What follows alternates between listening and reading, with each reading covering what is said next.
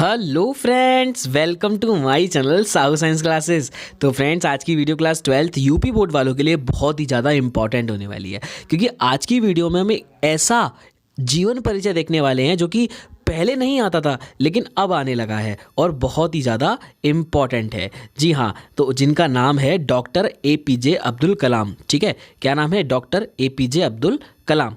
और आपको पता है कि हमें इनसे प्रेरणा लेनी चाहिए। जी हाँ, कि ये मिसाइल मैन ऑफ इंडिया के नाम से जाने जाते हैं और इन्होंने इनकी स्टोरी है बहुत अच्छी। तो हम जीवन परिचय में थोड़ा सा उनको पढ़ेंगे और आपके एग्जाम के पॉइंट ऑफ व्यू से बहुत ही ज़्यादा इंपॉर्टेंट है। देखिए 2023 में भी आ चुका है। 2023 में देखिए लगातार 3 सेटों में आया था, तो 22 में भी देखिए, 22 में तो देखो लगभग सारे सेटों में आया, देखो है ना। तो इंपॉर्टेंट है, तो शुरू करते हैं। बाकी आपने अगर और जीवन परिचय हजारी प्रसाद द्विवेदी, जयशंकर प्रसाद जी, महादेवी वर्मा आपने नहीं देखे हैं तो हमारे चैनल पे हैं। हिंदी की प्लेलिस्ट को खोलिए और जाके देखिए और पढ़िए। और बाकी फिजिक्स केमिस्ट्री सबके पढ़े हुए हैं, एक बार चैनल को विजिट करिएगा।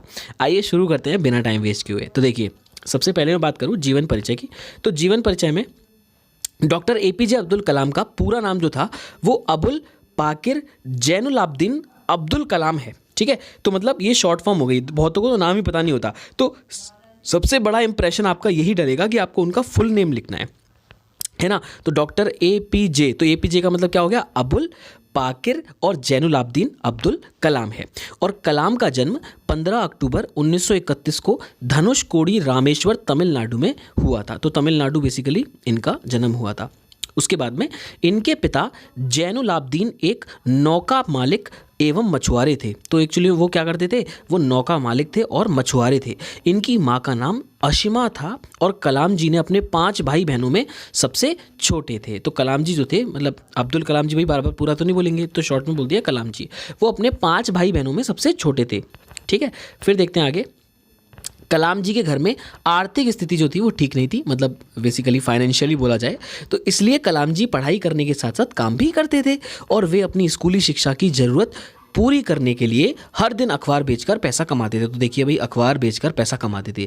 जहां आप सोचिए सुबह अखबार आपके घर में 5-5 बजे 6-6 बजे आ जाता है और आप सोकर उठते हैं, तो इंसान देखिए छोटा बच्चा कितने बजे? 4 से 5 बजे वो निकलता होगा, 4 बजे ठंड में, 5 बजे, और आपके सबके घरों में अखबार डालते होंगे। तो अखबार बेचकर पैसा कमाते थे और उसी पैसे से अपनी पढ़ाई करते थे। उन्होंने अपनी प्रारंभिक शिक्षा रामनाथपुरम के स्क्वार्ज मैट्रिकुलेशन स्कूल से पूरी की। उसके बाद देखिए, और ग्रेजुएशन की पढ़ाई सेंट जोसेफ कॉलेज तिरुचिरापल्ली से पूरी की। उसके बाद उन्होंने प्रौद्योगिकी संस्थान मद्रास से 1960 में अंतरिक्ष इंजीनियरिंग की शिक्षा पूरी की। तो ऐसे ऐसे करके उन्होंने अपना इंजीनियरिंग पूरी कर ली। अब उसके बाद वैज्ञानिक के रूप में, भाई वैज्ञानिक के रूप में उनके बारे में बात नहीं करी तो क्या करी, है ना। तो कलाम जी अविवाहित थे, अनमैरिड थे, और अपनी शिक्षा पूरी करने के पश्चात वे DRDO के बारे में सब जानते हैं, वैज्ञानिक के रूप में जुड़े। और प्रारंभ में उन्होंने छोटे हेलीकॉप्टर डिज़ाइन करने में अपना महत्वपूर्ण योगदान दिया और अंतरिक्ष अनुसंधान के लिए भारतीय राष्ट्रीय समिति का हिस्सा होने के कारण उन्हें भारत के महान वैज्ञानिक जैसे विक्रम अम्बलाल साराभाई, भाई विक्रम साराभाई जी को सब जानते हैं, जैसे लोगों के साथ काम करने का मौका मिला। 1969 में इन्हें इसरो भेज दिया गया, भाई इसरो भेज दिया गया इनको।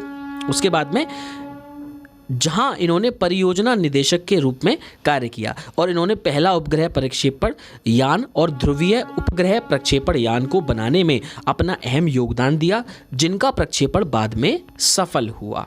उसके बाद 1980 में भारत सरकार ने एक आधुनिक मिसाइल प्रोग्राम अब्दुल कलाम के निर्देशन में शुरू करने का विचार किया और इसलिए उन्हें दोबारा DRDO में भेजा।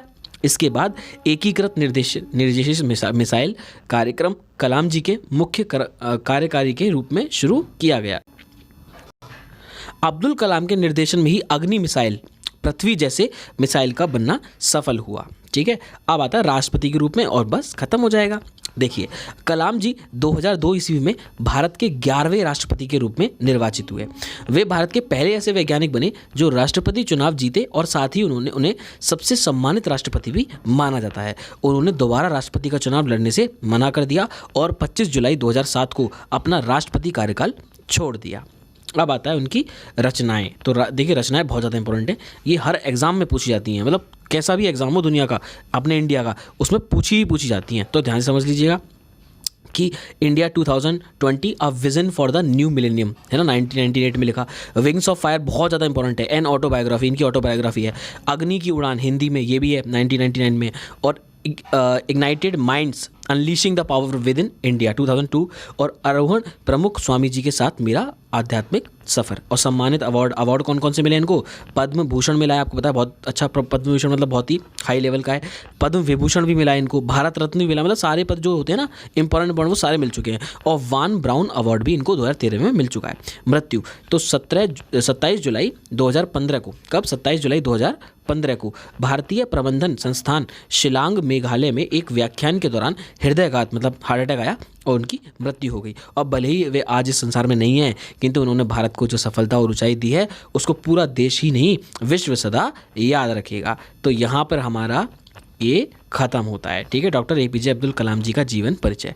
आई होप आपको वीडियो अच्छी लगी हो। वीडियो अच्छी लगी हो तो लाइक करिएगा और चैनल को सब्सक्राइब करिएगा और फ्रेंड्स के साथ ज़्यादा से ज़्यादा शेयर कीजिएगा, क्योंकि 22 फरवरी दूर नहीं है, तो इसलिए पढ़ाई अच्छे से कीजिए। मिलते हैं बहुत जल्द नेक्स्ट वीडियो में, तब तक के लिए गुड बाय गाइस।